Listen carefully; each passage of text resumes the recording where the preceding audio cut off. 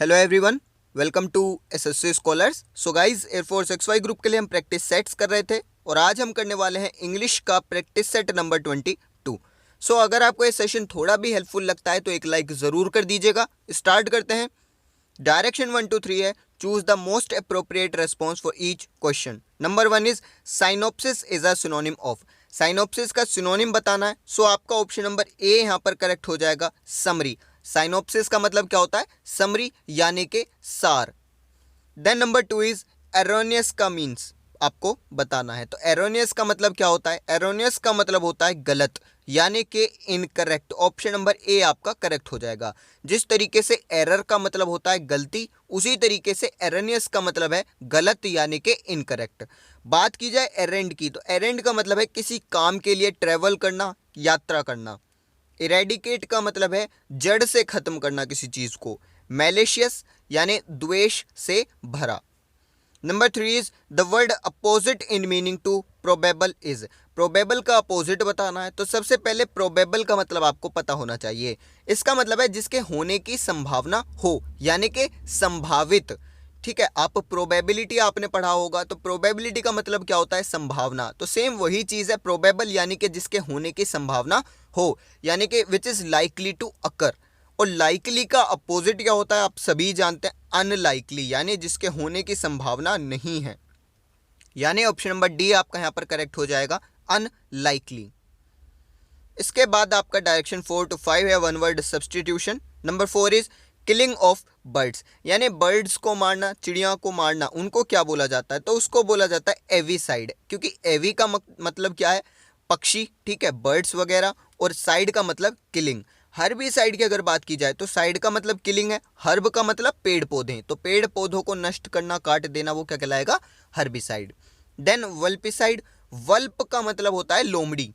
ठीक है, वल्प यानी कि लोमड़ी, साइड यानी कि किलिंग। तो लोमड़ी की हत्या कर देना, लोमड़ी को मार देना, वो कहलाएगा वल्पिसाइड। मैट्रीसाइड आपका बना है, मैट्री यानी कि मदर, माँ, और साइड यानी किलिंग। तो किसी की माँ को मार देना वो क्या कहलाएगा? Matricide. Number 5 is a person who preserves skin of animals, यानी एक पर्सन जो कि प्रिजर्व करता है क्या? एनिमल्स की स्किन को, जानवरों की खाल को। तो यहां पर आपका आ जाएगा ऑप्शन नंबर सी, टैक्सीडर्मिस्ट। ये सभी वर्ड्स जितने भी आ रहे हैं, देखिए सभी हम वर्ड पार मेड इजी की सीरीज में पढ़ चुके हैं। आपको मैं फिर से बता देता हूं। देखिए स्किन आया है और यहां पर आया है डर्मिस्ट। तो डर्मा का मतलब होता है स्किन। ठीक है, डर्मा एक रूट वर्ड है जिसका मतलब है स्किन। तो आप यहां से पता कर सकते हैं टैक्सीडर्मिस्ट यानी कि स्किन ऑफ एनिमल्स, स्किन से रिलेटेड होने वाला है। देन नंबर 6 आपका है स्पेलिंग टेस्ट। आपको एक मिस स्पेल्ड वर्ड जो है यहाँ से फाइंड आउट करना है, same as question number 7। So video को पॉज कीजिए। Question number 6 and question number 7 में आप बताइए कि दोनों में कौन सा ऐसा वर्ड है जिसकी स्पेलिंग गलत है, कमेंट बॉक्स में लिखकर। इसके बाद नंबर 8 आपका है द इनडायरेक्ट स्पीच ऑफ। एक सेंटेंस दिया गया है। सेंटेंस क्या है? My son said to me I will not disappoint you. इसकी इनडायरेक्ट स्पीच आपको बनानी है। तो यहां पर अगर आप ऑप्शंस देखें तो ऑप्शंस में क्या है? My son tells, tells, told, had told. तो सबसे पहले यहीं पर देख लीजिए कि कौन सा करेक्ट होने वाला है। तो देखिए जो आपका सेंटेंस है डायरेक्ट का, उसमें आया है सेड, यानी कि जब सेड को आप कन्वर्ट करेंगे तो किस में होगा? टोल्ड में कन्वर्ट होगा, ना तो टेल्स में होगा ना ही हेड टोल्ड में होगा। यानी ए गलत हो गया, बी गलत हो गया क्योंकि टेल्स आया है, डी इसलिए गलत हो गया क्योंकि हेड टोल्ड आया है। यानी कि ऑप्शन नंबर सी आपका करेक्ट हो गया। My son told me that he would not disappoint me. ठीक है, विल किस में चेंज हो जाएगा? वुड में चेंज हो जाएगा। क्लियर? बाकी जो आपका डिसअपॉइंट है वो एज इट इज रहने वाला है।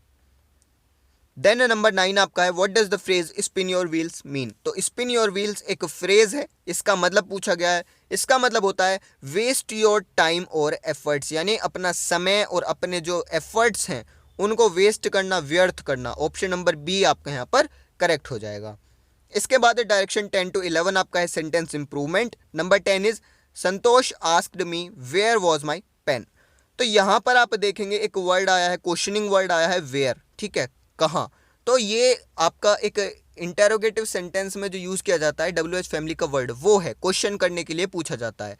बट अगर देखा जाए सेंटेंस को तो यहां पर कोई भी क्वेश्चन मार्क नहीं लगा हुआ, यानी कि ये एक सिंपल सेंटेंस है, इंटेरोगेटिव सेंटेंस नहीं है। तो सिंपल सेंटेंस का स्ट्रक्चर क्या होता है, पहले सब्जेक्ट, फिर वर्ब और फिर ऑब्जेक्ट। तो यानी कि यहाँ पर जो आपका बोला है अंडरलाइंड पार्ट जो है, इसमें क्या है, पहले वर्ब आई है और फिर आपका आया है सब्जेक्ट, तो ये आपका गलत हो गया। आना क्या चाहिए, Santosh asked me where my pen was.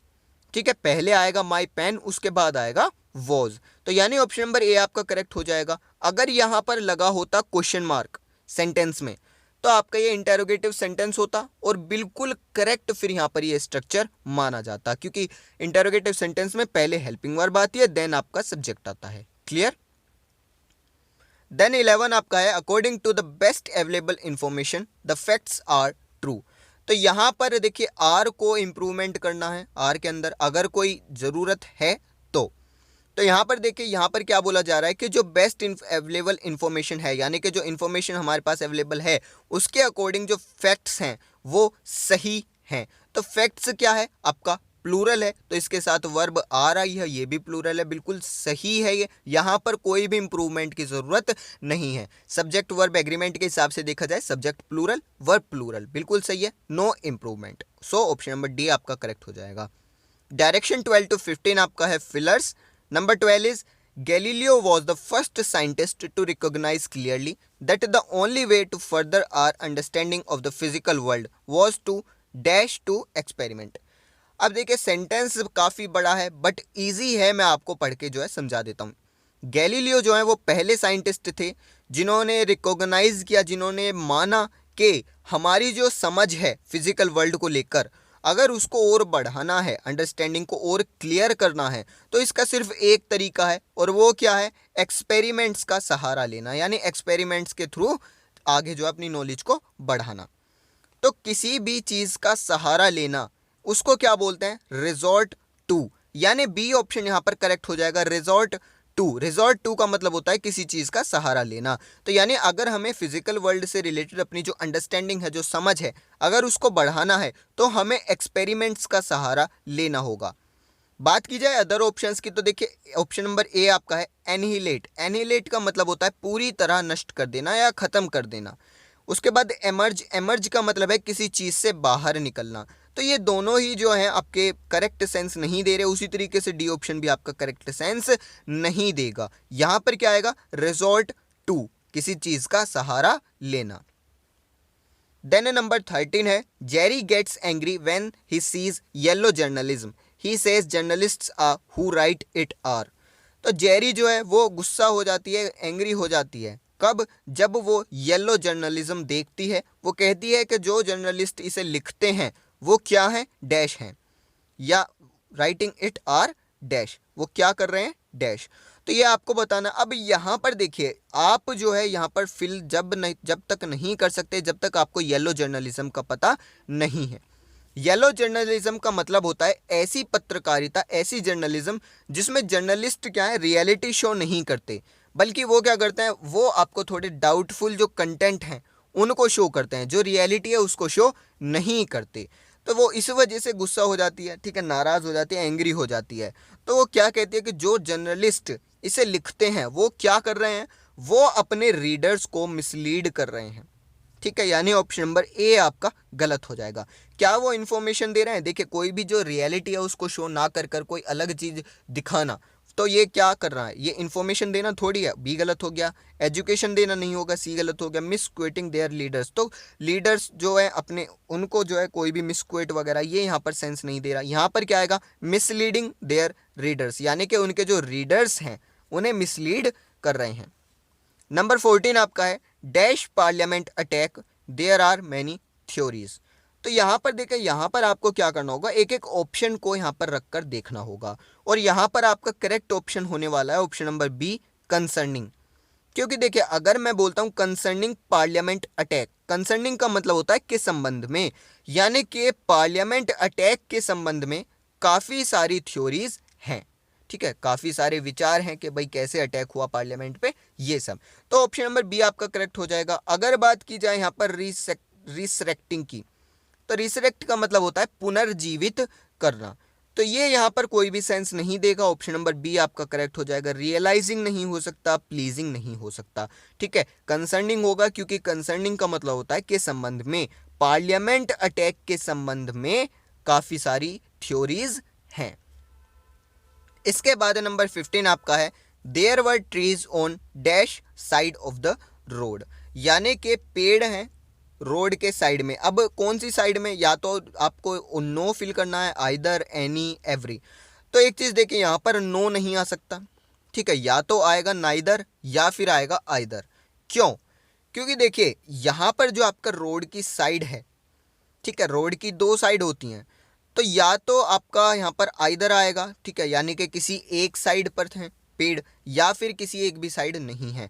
अगर मैं बात करता हूँ एनी, तो एनी नहीं आ सकता क्योंकि साइड सिर्फ दो हैं, दो की बात की जा रही है। उसी तरीके से एवरी, एवरी भी नहीं आएगा क्योंकि दो के लिए ईच आता है, एवरी दो से ज़्यादा के लिए आता है। सो यहाँ पर कोई भी ऑप्शन फिट नहीं हो सकता सिवाय ऑप्शन नंबर सी के, either. There were trees on either side of the road. Direction 16 to 17 आपका है passive transformation. Number 16 is Sanjay sells tea. काफी ज्यादा इजी है, इससे इजी एक्टिव पैसिव ट्रांसफॉर्मेशन नहीं हो सकता। सेंटेंस किसका है? प्रेजेंट इंडेफिनिट का। बनेगा किस में? आपका सिंपल प्रेजेंट में बनेगा। तो यहाँ पर आप बहुत ही क्लियरली देख पा रहे हैं कि जो शुरू के आपके तीन ऑप्शंस हैं ए, बी और सी, इनमें आया had been, has been, was been, तीनों गलत हो गए, ठीक है। ना तो बीन ऐड होना है ना बीइंग ऐड होना है। यहाँ पर आपका ऑप्शन नंबर डी करेक्ट हो गया। T is sold by Sanjay. Clear? Is इसलिए लगा है क्योंकि प्रेजेंट का बनाना है, सोल्ड इसलिए आया सेल्स की थर्ड फॉर्म, और by Sanjay. So D option correct. Number 17 is the boy is climbing the cliff. तो यहां पर आपका जो सेंटेंस है ये है प्रेजेंट, ठीक है, इज है यानी प्रेजेंट आईएनजी यानी कंटिन्यूअस, प्रेजेंट कंटिन्यूअस का सेंटेंस है। तो ये किस में बनेगा? देखिए प्रेजेंट कंटिन्यूअस में ही बनेगा। तो इज तो एज इट इज रहने वाला है, ठीक है, इज से हमें क्योंकि पता चलता है प्रेजेंट टेंस। आईएनजी फॉर्म किस में चेंज होती है? बीइंग में। तो यानी इज बीइंग आने वाला है, हैव बीन नहीं आएगा, वॉज बीइंग नहीं आएगा, हैड बीन नहीं आएगा। ऑप्शन नंबर सी आपका करेक्ट हो गया। The cliff is being climbed by the boy. Clear? Then number 18 आपका है give the feminine of the given word. तो वर्ड है आपका फॉक्स, इसका फेमिनाइन बताना है। तो फॉक्स का मतलब क्या होता है? लोमड़ी। और ये हम बेसिकली जो है मैस्कुलाइन के लिए यूज करते हैं, यानी मेल के लिए यूज करते हैं, लोमड़ी। तो इसका फेमिनाइन क्या होगा? इसका फेमिनाइन होगा मादा लोमड़ी, ठीक है। मादा लोमड़ी को इंग्लिश में क्या बोलते हैं? मादा लोमड़ी को बोलते हैं विक्सेन, यानी ऑप्शन नंबर बी आपका यहाँ पर करेक्ट होने वाला है, विक्सेन। बात की जाए ब्राइड की, तो ब्राइड का मतलब होता है दुल्हन, और मेयर का मतलब होता है घोड़ी। इसके बाद 19 to 20 आपका है error spotting. Number 19 is every student have to submit the assignment by this afternoon. तो यहाँ पर आप अगर सब्जेक्ट देखें तो सब्जेक्ट आपका है एवरी स्टूडेंट, यानी हर एक स्टूडेंट। ये जो आपका सब्जेक्ट है एवरी यहाँ पर लग गया, तो ये क्या है? आपका एक सिंगुलर सब्जेक्ट है, ठीक है। सब्जेक्ट कैसा है? सिंगुलर। तो आपकी जो वर्ब हेल्पिंग वर्ब आएगी वो भी सिंगुलर आनी चाहिए। सो यहाँ पर हैव की जगह क्या आ जाएगा? हैज आ जाएगा, यानी ए पार्ट में एरर है। ऑप्शन नंबर ए आपका यहाँ पर करेक्ट हो गया। उसी तरीके से नंबर 20 है Mister Gupta invited all her daughter in laws to the grand party last Sunday. तो देखिए जो मिस्टर गुप्ता हैं इन्होंने बहुत ही सिली मिस्टेक की है। मिस्टेक कहाँ पर है? बी पार्ट में। क्या मिस्टेक है? Daughter in laws. तो डॉटर इन लॉज नहीं होता, डॉटर इन लॉ का अगर आपको प्लूरल बनाना है तो वो बनता है डॉटर्स इन लॉ, यानी ये जो एस है ये लॉज के साथ में ना आकर, लॉ के साथ में ना आकर कहां पर आएगा? डॉटर के साथ में, daughters in law. B part में एरर है, सो बी ऑप्शन आपका करेक्ट हो गया। ओके, सो ये था आपका practice set number 22। I hope सभी क्वेश्चंस आपको समझ आए होंगे। फिर भी अगर कोई डाउट है then comment box is yours. आज के सेशन में इतना रखते हैं। Thank you.